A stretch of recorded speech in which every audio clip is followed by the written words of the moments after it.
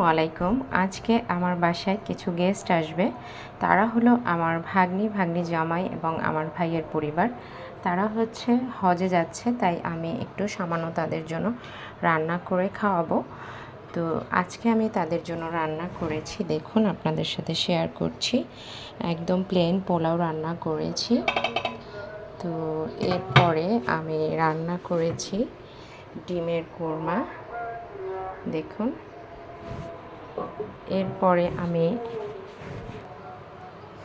এরপরে আমি আরও রান্না করেছি গরুর মাংস এবং কলিজা মিক্সড করে ভাজি করেছি।